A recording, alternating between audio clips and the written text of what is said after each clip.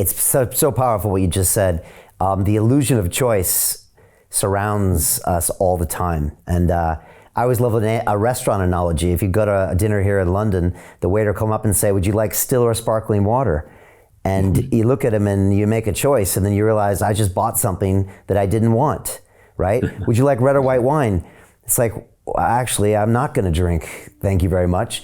And so, and I just had a flashback after 9/11, they put all of the sweeping surveillance through with the CIA in the name of collectivism, right? So we gave up all of our individual rights to fight terrorism, or to fight this, and then again we've now just become just like them, like you said, just exactly. How can we fight terrorism? Well, by giving up our liberties. Right. By allowing our government to take our liberties. Right.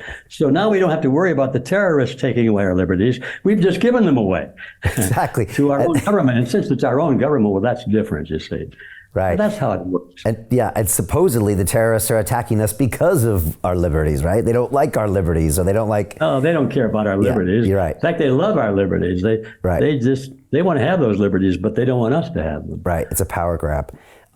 That's really powerful, what you just said. And I think a lot of people are resonating with it. Ed, I always part of my brain used to always think, what is the difference? What is a fascist? I was thinking, what is a fascist versus a communist? And I could never really figure it out. And like you said, National Socialist Party for Hitler, all of this stuff is really clicking. I want to ask you about property rights, because whenever you hear of Marx, I always think about the abolition of property rights.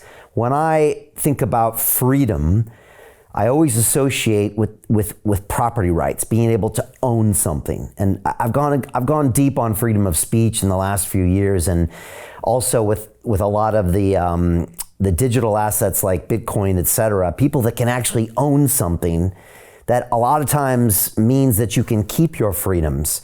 And if you can defend that property, sometimes with the right to bear arms, you can also keep those freedoms. How important is property ownership when it comes to this individualism versus collectivism argument? Well, it's very, very important. And and as a matter of fact, it's one of the most difficult things I've had over the years to get my brain around, or to the point where I could explain it adequately to somebody. It's one of those things that you say, oh, I get it, I understand it now, and then it's gone. Oh, wait, where was I again? And go back and cry. And the reason it's so subtle is because it's not clear as to what ownership means. And until that word is sort of cleared up, then it's hard to come up with an answer to this question. So let's start with that. What is ownership? It's very simple. It has different definitions in different dictionaries, but they all boil down to one thing. Ownership is the legal right to have access and control to something tangible. They call that property. The legal right. Now, what does that mean, the legal right? Well, that means, if you want to strip it down to its fundamental, the right that is approved by the culture within which you live. And it's not all the same around the world. So we may say that our concept of property is better than somebody else's. And here in America, and most of North America, the idea of private ownership of property is well accepted as part of our culture. And it's one of the reasons I believe that we've always had in the past a high level of liberty, is because part of the property we need to be free is to be self-sustaining, to provide our own food, to take care of ourselves, and not to be dependent on the state. Because if we ever get to the point where we have to depend on the state for our food and shelter and healthcare and everything, well, then we have to be subservient to the state.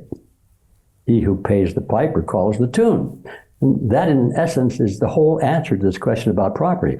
If you don't have property, especially property over the things you need to survive, like your food, your land, you can grow food, you have property over your money, and so you can buy things, you have a house to live in or a place to live. If you don't have any of those things, then if you don't have property, you are property.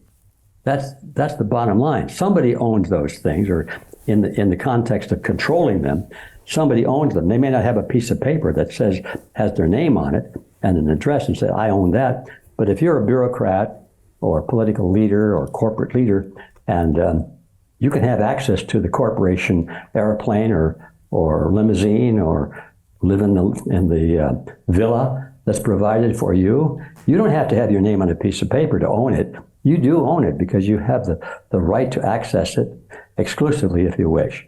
So with that understanding, we come back to the issue of, well, then, is all property the same?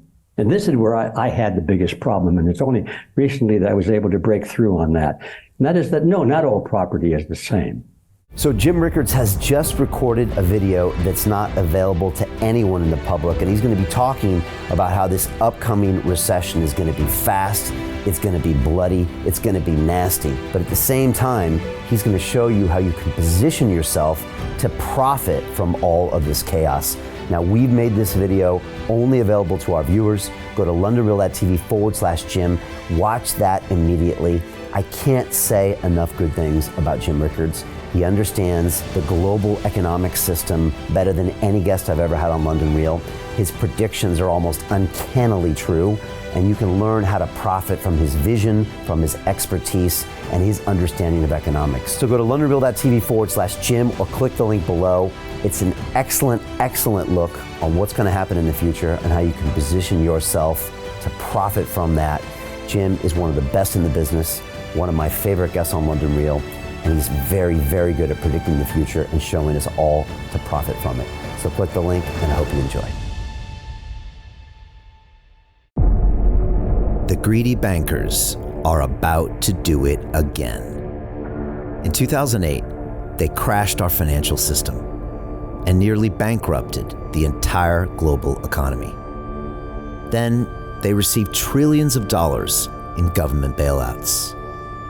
And after, they demanded fat bonuses paid for by you, the taxpayer. It turns out the banks haven't just been screwing the American taxpayers, they're also screwing over their investors. Turns out the banking industry is the worst place you could put your money, despite enormous taxpayer bailouts. Now the bankers are back to take away your financial freedom. They lie and tell you that cryptocurrency isn't safe. They try to make it illegal for you to choose how to invest your hard-earned money.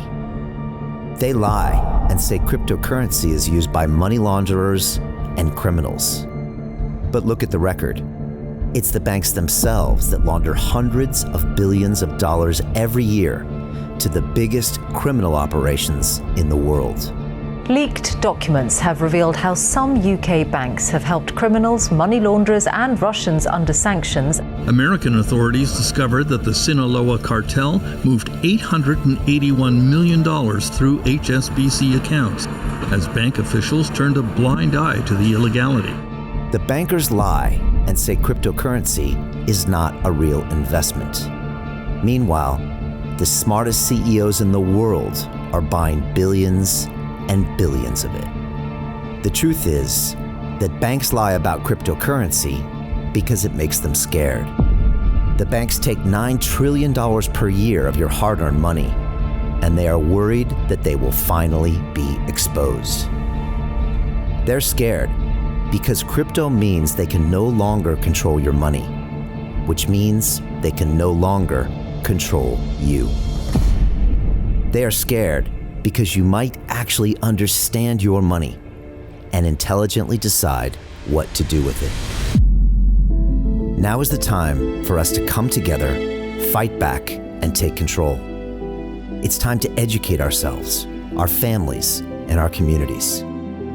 Because financial education means financial freedom. We know that cryptocurrencies will help us build the new decentralized financial system of the future. A banking system that is of the people, by the people, and for the people. A banking system where access to finance is a fundamental human right. A banking system that is free and fair and welcomes all humans on this earth. The DeFi revolution is happening. We, the people, can no longer be fooled. We choose to take control of our finances, We choose to take control of our freedom. We choose to take control of our future. Join us, and let's take back our financial freedom forever.